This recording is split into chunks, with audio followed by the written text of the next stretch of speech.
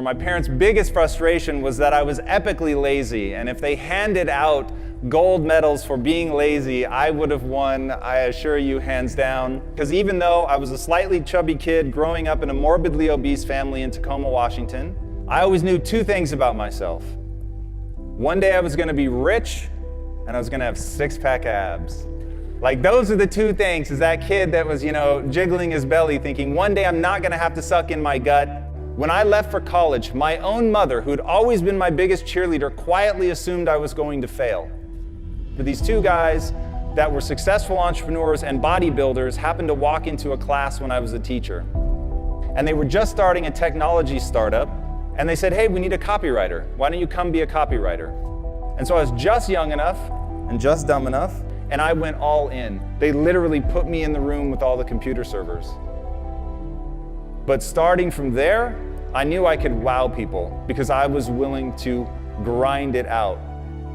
And we all have a superpower, and my superpower may be the willingness and ability to endure suffering. I had suffered a lot. I hadn't taken a day off in like 6.5 years because I was so hell-bent to get rich. And then I realized, almost 8.5 years in, I'd finally had enough.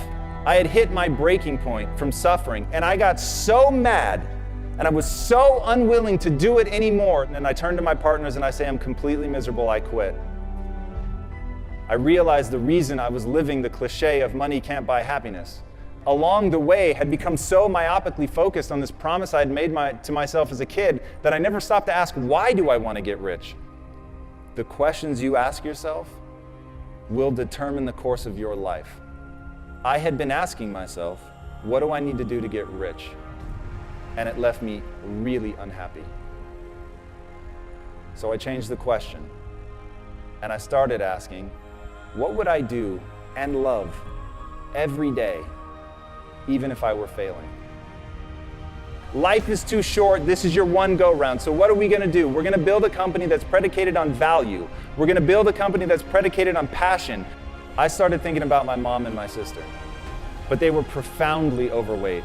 I started thinking about my uncle who ate himself to death when I was 12 years old, and how much that scared me, and it made me sad. And it made me sad to see that there were millions, if not more than 1 billion people that were in the same kind of abusive relationship with food that my mom and my sister were. So I said, I don't know if it's a big business, but I know it's a big problem. And that's the problem that we're going to solve. And so we decided to build a totally new kind of company. We started Quest Nutrition in 2010, just as we were coming out of the Great Recession. I was wearing a hairnet and a lab coat every day, and my employees were former gang members, ex-drug dealers, felons. We were in Compton, and we literally told everybody in the neighborhood, I don't care if you've been convicted of a crime. I just want to know if you're willing to bust your ass to change your life. And if you are, you're going to get an interview. And I'm not going to ask for your resume. I don't care about your resume. Your resume tells me where you've been.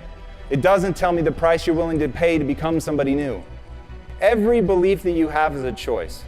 I choose to believe that human potential is nearly limitless. And this was the belief that changed my life. Because once I realized, so it's not about who you are today. It's about who you want to become and the price you're willing to pay to get there. And I promise you, the day that you're willing to pay any price, you'll achieve what you want to achieve. If you truly believe that human potential is limitless, what do you want to become? And what price are you willing to pay to get there?